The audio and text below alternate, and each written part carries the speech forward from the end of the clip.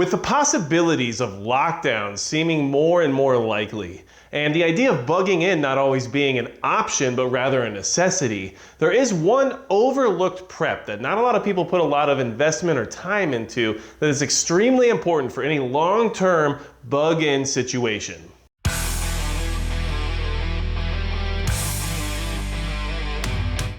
Hey everybody!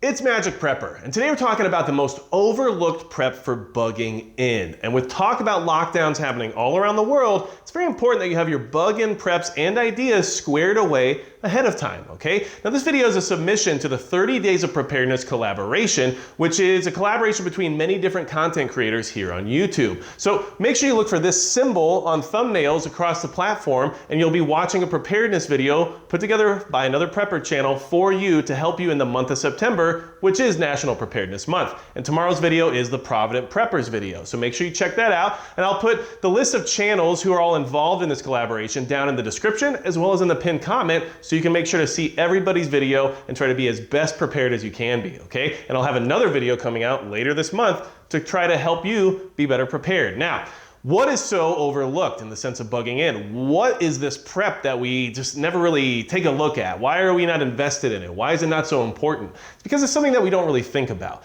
Over the last year, one thing we learned about lockdowns and bugging in for long periods of time is that it has huge adverse effects on mental health, okay? So basically, you rip everybody out of their social support system, okay? You take kids out of school, you take adults out of their jobs, you take all your social interaction out of the equation, and suddenly mental health becomes a very difficult thing to maintain, okay? There's a 31% rise in ER visits last year for youth between the ages of 12 and 17 in the sense of mental health crises, okay? That is a big deal. There's also a 30% increase in overdose incidents over the last year, and then 13% of adults said that they either started using drugs or at least increased their use of drugs due to the impact of their mental health and the lockdowns. Mix that with a 24-hour news cycle that's very confusing and full of fear, and suddenly you have the perfect cocktail for increased anxiety and depression across an entire country. So how do we avoid that? Or how do we at least help soften the blow? What can we do to make a long-term bug-in or lockdown situation a little bit easier for our minds, okay? One thing is coffee. But what I actually want to talk about is stimulation. And stimulation is extremely important because if you don't stimulate your mind, it's easy for it to travel down the wrong path. So I'm gonna give you some examples of stimulation that we can utilize to try to keep our brains healthy, to try to increase social interaction, and to try to maintain mental health during a long-term crisis, especially in the sense of bugging in, okay? So, examples of stimulation, and honestly, keep this in mind. This is important because the Department of Health and Human Services is setting aside $3 billion just for mental health in the sense of people being affected by lockdowns. That should tell you that even the government has to admit that this is hard on people. So we know we need to prepare for it now while we still can, before there's ever a situation where maybe it's not even the government, maybe it's your decision that you don't want to go anywhere due to whatever the conditions are outside of your home, okay? So, stimulation. Entertainment is huge. Keep that in mind, okay? Entertainment is often looked down upon for many negative reasons, and there are some valid reasons as to why you might not like entertainment, but entertainment can definitely help people escape their situation for the short term and at least give you some reprieve from what's happening in the real world. So in entertainment, things like, let's say, strategy games, board games, all those things were very popular last year because people didn't know how long they were going to be stuck in their homes. And especially if you have a family, strategy games and board games are a great way to interact with your family and a great way to keep your mind sharp. Even games like Magic the Gathering have recently become the most complicated game on the face of the earth because of the numerous different possibilities and outcomes that it provides, which means as a game, that game could actually withstand the test of time in the sense of having different interactions and different outcomes and maintaining a feeling of newness throughout many, many years. And that is something I can tell you from personal experience. Board games also offer excellent concepts in the form of strategy, and maintaining strategy is hugely important because it helps keep your mind sharp and helps keep you thinking about problem solving and other critical thoughts you might need to put your mind through in the sense of exercise throughout a long-term bug-in scenario.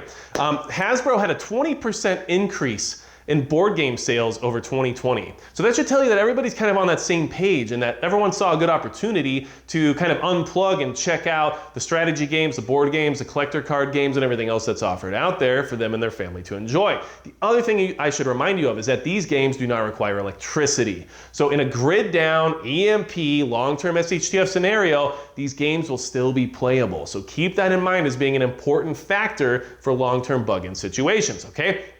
Video games.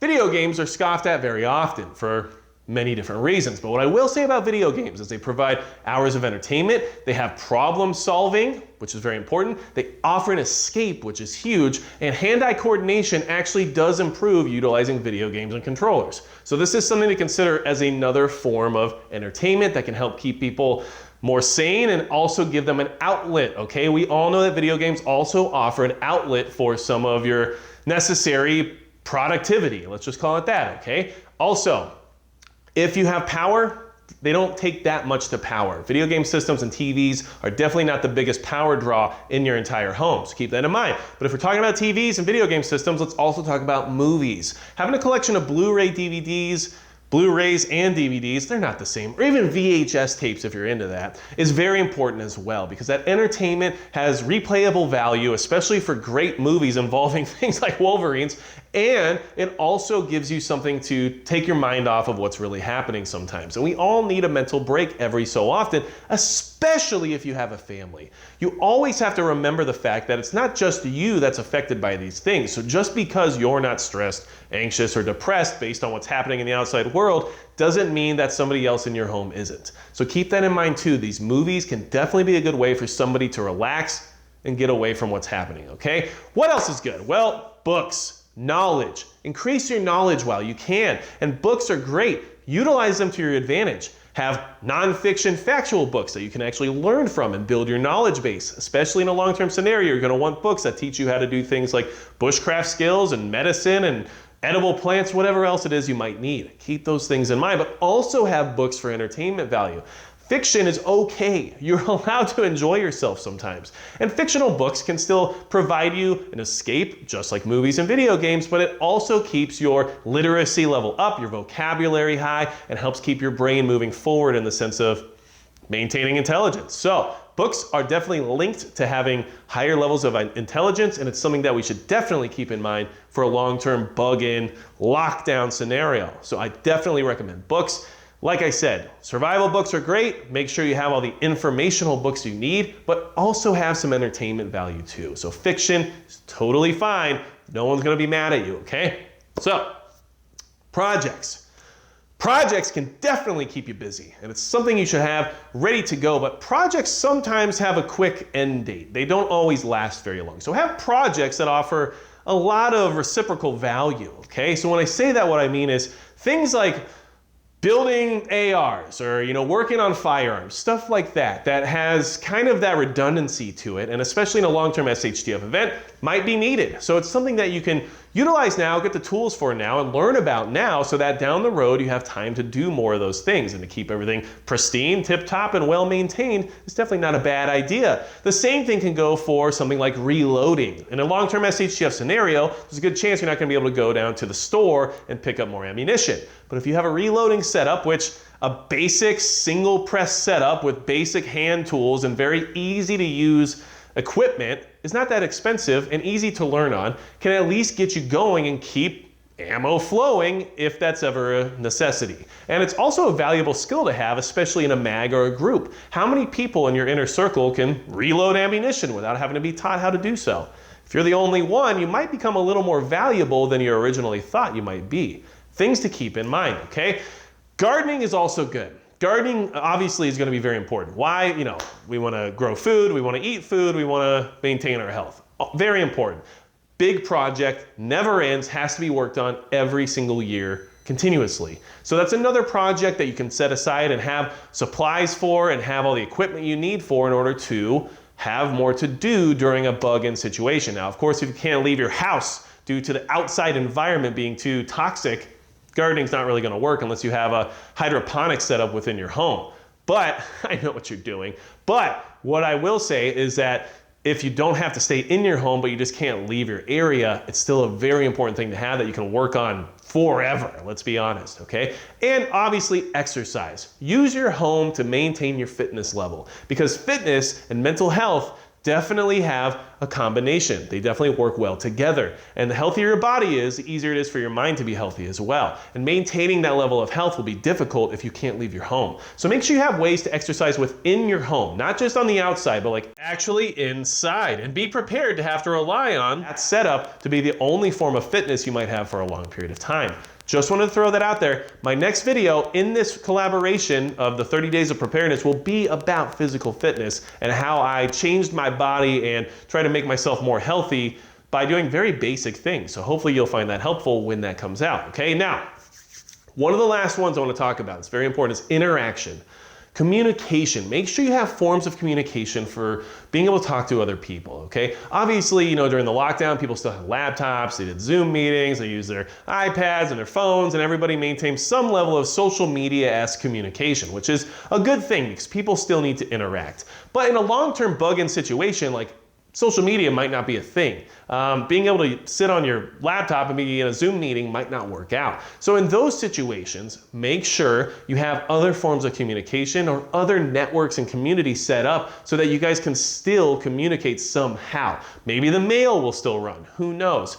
Letters still work, they really do. I know a lot of us don't even know how to write them, but they're there still, I promise. But even then, ham radio is a great thing to get interested in, to learn how to communicate with people nearby or even very, very far away. And then there's also your local neighborhood or community. Make sure you meet those people, make sure you understand who's on your side or who you might have to keep an eye on, and then have a way to communicate with them directly within your small area, so that way there's still some social interaction occurring during any kind of a long-term scenario. Because the lack of social interaction was a huge part as to what happened to people's mental health during the lockdowns. And that is a huge thing that we really have to keep an eye on, because with just you and your immediate family stuck in a home for who knows how long, it can be difficult for everyone to get along. And having an outlet and someone else to talk to can be a huge difference in being able to maintain some kind of civility within your household, okay? So, wanted to bring this to your attention because honestly, stimulation is the most overlooked prep in bugging in situations. It's easy to store away years worth of food, tons and tons of water, and have backup power for everything you can think of, and then forget that you even have to have fun sometimes. Remember, it's okay to have fun and preparedness. We don't have to always be so serious. Relax, I swear. Find some time to enjoy yourself. But in a bug-in situation, it's actually important to make sure you can do that. It's actually important to make sure that the people around you are at least somewhat comfortable and at least somewhat enjoying themselves from time to time. So, without anything else to say about the most overlooked prep for bugging in, that's going to be it for Magic Prepper.